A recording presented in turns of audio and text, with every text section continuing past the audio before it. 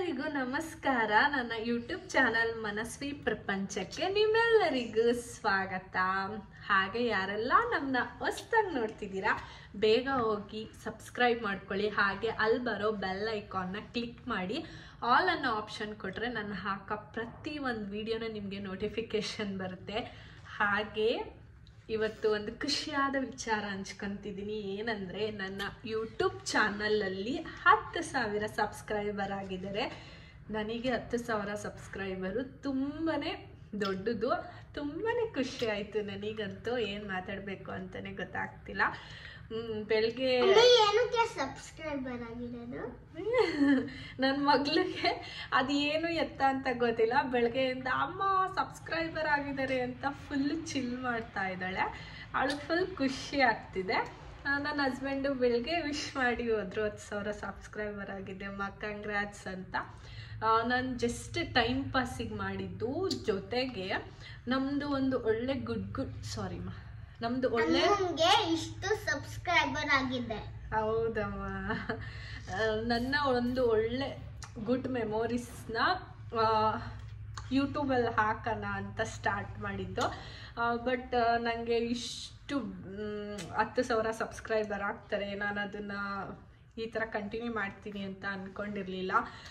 But ಇವಾಗ ಅನ್ನಿಸ್ತಿದೆ ಸ್ವಲ್ಪ ಕಂಟಿನ್ಯೂ ಮಾಡಬೇಕು, ಬಿಡಬಾರ್ದು ಅಂತ. ಯಾಕಂದರೆ ತುಂಬ ಜನ ಕೇಳ್ತಿದ್ದೀರಾ, ಅಕ್ಕ ಯಾಕೆ ವಿಡಿಯೋ ಆಗ್ತಿಲ್ಲ, ನೀವು ಯಾಕೆ ಸ್ಟಾಪ್ ಮಾಡಿಬಿಟ್ಟಿದ್ದೀರಾ, ಯಾಕೆ ಜಾಸ್ತಿ ಗ್ಯಾಪ್ ಕೊಡ್ತೀರಾ, ನಿಮ್ಮ ವಿಡಿಯೋ ನೋಡೋಕ್ಕೆ ಖುಷಿ ಆಗುತ್ತೆ ಅಂತ ತುಂಬ DM ಮಾಡ್ತಾರೆ. ಇನ್ಸ್ಟಾಗ್ರಾಮಲ್ಲಿ ಜಾಸ್ತಿ ಮಾಡ್ತಾರೆ ವಿಡಿಯೋ ಹಾಕಿ ಅಂತ ಅಂತೀನಿ, ವಿಡಿಯೋ ಹಾಕ್ತೀನಿ ಅಂತ. ಬಟ್ ಮಧ್ಯ ತುಂಬಾ ಗ್ಯಾಪ್ ಆಗುತ್ತೆ.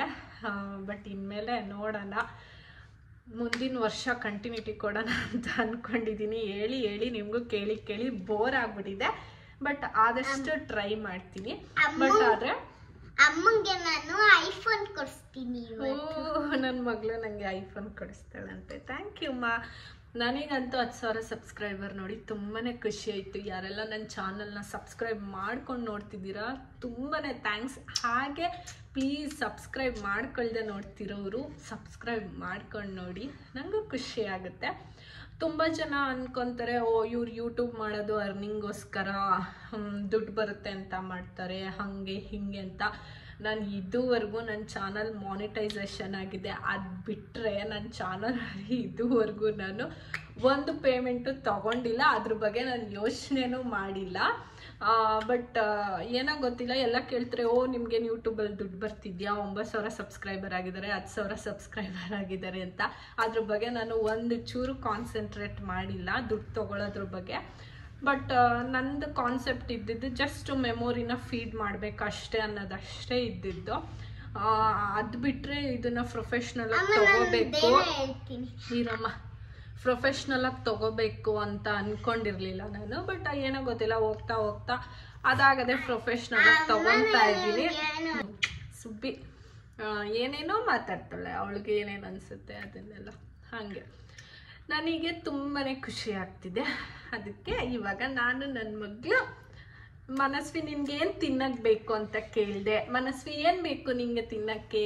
ಚಿಕನ್ ಕಬಾಬ್ ಬೇಕಂತೆ. ಅಮ್ಮ ನಿಂಗೆ ಸಬ್ಸ್ಕ್ರೈಬರ್ ಆಗಿದ್ದಾರಲ್ವಾ, ನನಗೆ ಚಿಕನ್ ಕಬಾಬ್ ಮಾಡಿಕೊಡಿ ಅಂತ ಕೇಳ್ತಿದ್ದಾರೆ. ನೋಡಿ 10,000 ಸಬ್ಸ್ಕ್ರೈಬರ್ ಆಗಿರೋದಕ್ಕೆ ನನ್ನ ಮಗಳಿಗೂ ನನಗೆ ಚಾಕ್ಲೇಟ್ ಅಲ್ಲವ?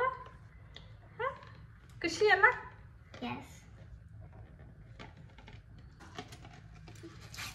ಬಿಡ್ತೀನಿ ನಾನು. ನೋಡ್ದಾ ಬಿದ್ದೋಯ್ತು ನೋಡಿ, ಇವತ್ತು ಸಬ್ಸ್ಕ್ರೈಬರ್ ಆಗಿದೆಯಲ್ಲ, ಅದಕ್ಕೆ ಅಮ್ಮ ತಿನ್ಸ್ಕೊಡ್ತಿರೋದು ಚಾಕ್ಲೇಟ್ ನನ್ನ ಮಗಳಿಗೆ. ಇರು, ಇವಾಗಲ್ಲ, ನಾನು ನಿನಗೆ ತಿನ್ನಿಸ್ತೀನಿ, ನನಗೆ ತಿನ್ನಿಸ್. ಓಕೆ ಅಮ್ಮ, ಆಯಿತು.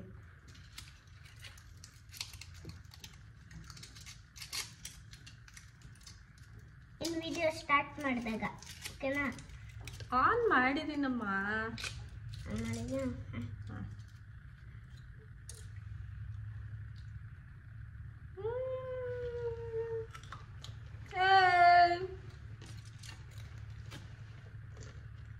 Thank you.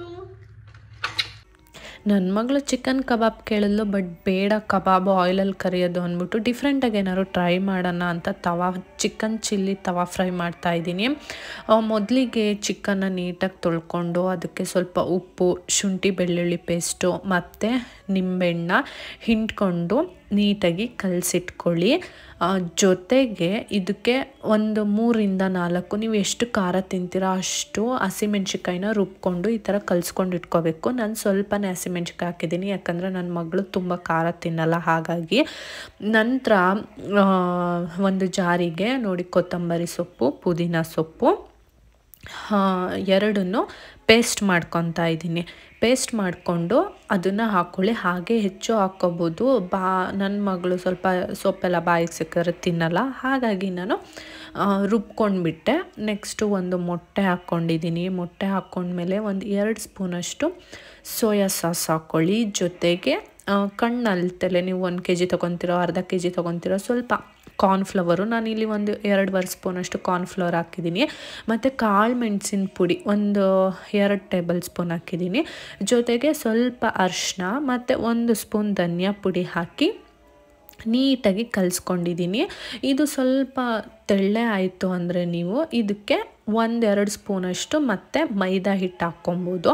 ಹಾಕ್ಕೊಂಡು ನಾವು ಮೊದಲೇ ಕಲಸಿಟ್ಕೊಂಡಿರೋ ಚಿಕನ್ನ ಮತ್ತು ಈ ಮಸಾಲೆ ಒಳಗಡೆ ಹಾಕಿ ನೀಟಾಗಿ ಕಲಸಿಟ್ಕೊಳ್ಳಿ. ಕಲಿಸ್ಕೊಂಡಾದಮೇಲೆ ಜಜ್ಜಿರೋ ಬೆಳ್ಳುಳ್ಳಿ ಮತ್ತು ಕರ್ಬೇವಿನ ಸೊಪ್ಪು ಅದನ್ನು ಹಾಕಿ ನೀಟಾಗಿ ಕಲಸಿ ಇದನ್ನು ಅರ್ಧ ಗಂಟೆ ಇಲ್ಲ ಅಂದರೆ 1-2 ಅವರ್ ಇಟ್ಟರೆ ತುಂಬಾ ಚೆನ್ನಾಗಿ ಬರುತ್ತೆ. ನಾನೊಂದು 1 ಅವರ್ ಇಟ್ಟಿದ್ದೆ.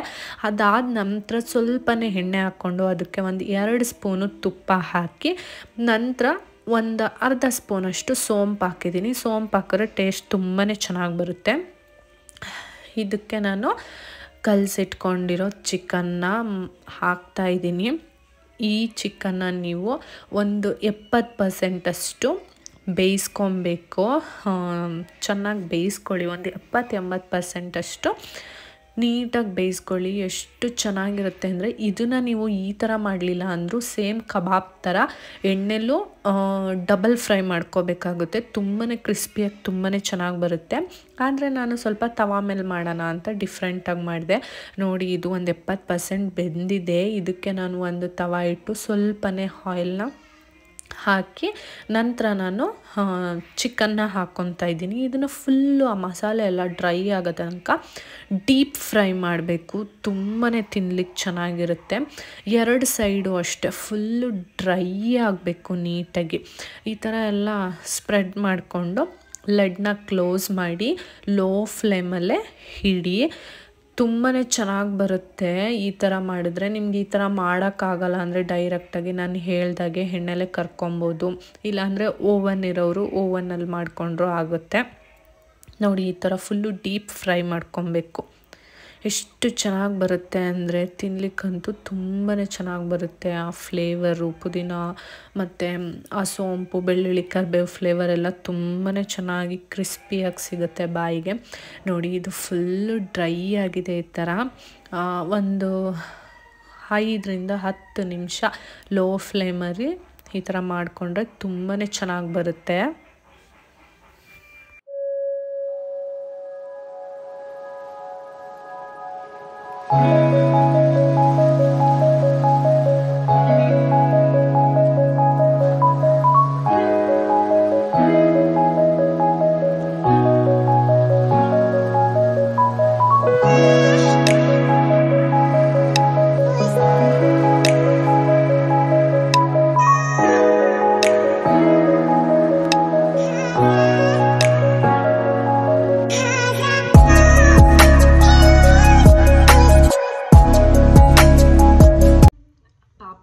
ನನ್ನ ಮಗಳು ಕಬಾಬ್ ಕೇಳಿದ್ಲು, ಬಟ್ ತುಂಬ ವೆದರ್ ಕೋಲ್ಡ್ ಆಗಿದೆ, ಆಯಿಲಲ್ಲಿ ಕರೆದಿದ್ದು ಕೆಮ್ಮು ಆಗಿಬಿಡುತ್ತೆ ಅಂದ್ಬಿಟ್ಟು ಬೇಡ ಅಂದ್ಬಿಟ್ಟು ಚಿಲ್ಲಿ ಮತ್ತು ಪೆಪ್ಪರ್ ಚಿಕನ್ ಡ್ರೈ ಮಾಡಿದ್ದೀನಿ.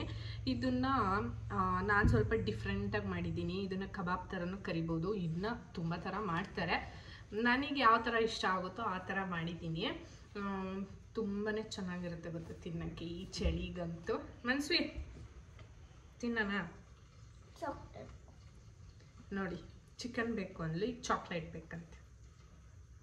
ಟೇಸ್ಟ್ ಮಾಡಿ ಹೇಳು ಹೆಂಗೈತೆ ಅಂತ. ಆಮೇಲೆ ಚಾಕ್ಲೇಟ್ ಕೊಡ್ತೀನಿ. ಬಾಕ್ಸ್ ಕೊಡ್ತೀನಿ. ಬಾಕ್ಸ್ ಕೊಡ್ತೀನಿ ಅಲ್ಲಿ. ಈಗ ಹೇಳ್ಬೇಕು ಹೆಂಗಿದೆ ಚಿಕನ್ನು ಅಂತ. ಹೆಂಗಿದೆ?